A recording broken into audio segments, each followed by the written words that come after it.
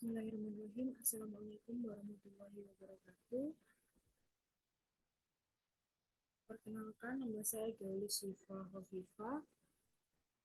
Di sini saya akan mempresentasikan hasil dari skripsi saya yang berjudul faktor-faktor yang mempengaruhi pemahaman pelaku UMKM dalam menyusun laporan keuangan berdasarkan SHK-MKM. Studi empiris pada pelaku UMKM Asosiasi Makanan dan Minuman Kabupaten Sidoarjo.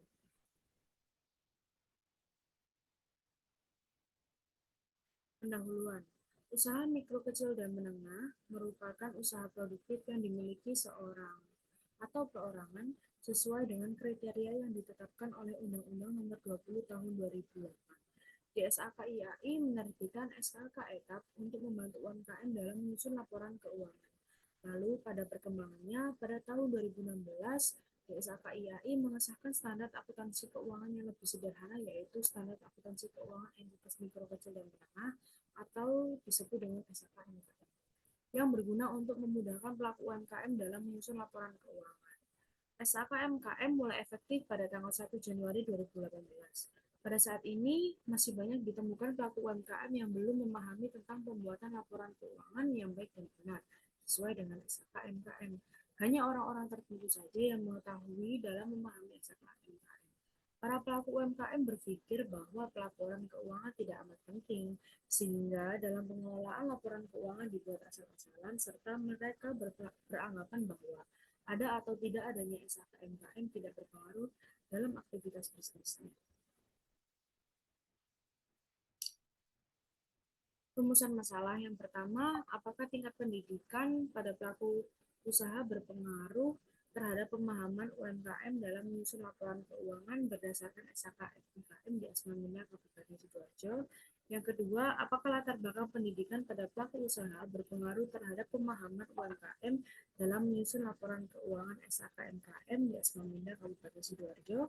Yang ketiga, apakah umur usaha berpengaruh terhadap pemahaman UMKM dalam penyusunan laporan keuangan berdasarkan SHK-MKM di Asmamina Kabupaten Sidoarjo? Yang keempat, apakah skala usaha berpengaruh terhadap pemahaman UMKM dalam penyusunan laporan keuangan berdasarkan SHK-MKM di Asmamina Kabupaten Sidoarjo? Dan yang kelima, apakah sosialisasi dan informasi berpengaruh terhadap pemahaman UMKM dalam menyusun laporan keuangan berdasarkan SHK-MKM di Asmamina Kabupaten Sidoarjo?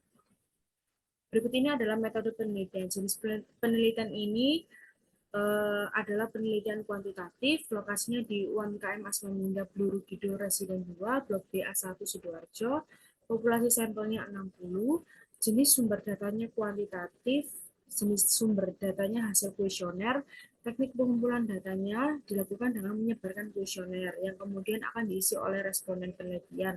Teknik analisis data menggunakan SPSS.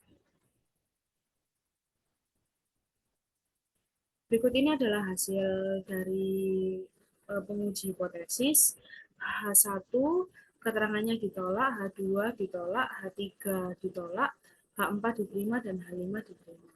Pengujian hipotesis dilihat dengan membandingkan nilai T hitung terhadap T tabel dengan nilai signifikansi 5%. Uji statistik T digunakan untuk pengambilan keputusan H0, diterima atau ditolak dilihat dari signifikansinya.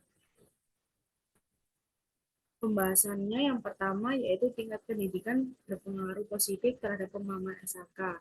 Nilai koefisien X1 memiliki nilai 0,047, artinya yaitu setiap peningkatan X1 sebanyak 1 kali, maka akan berpengaruh pada peningkatan Y. Latar belakang pendidikan berpengaruh negatif terhadap pemahaman SHK. Nilai koefisien X2 memiliki nilai min 0,03, yang artinya setiap peningkatan X2 sebanyak 1 kali, maka akan berpengaruh pada penurunan Y.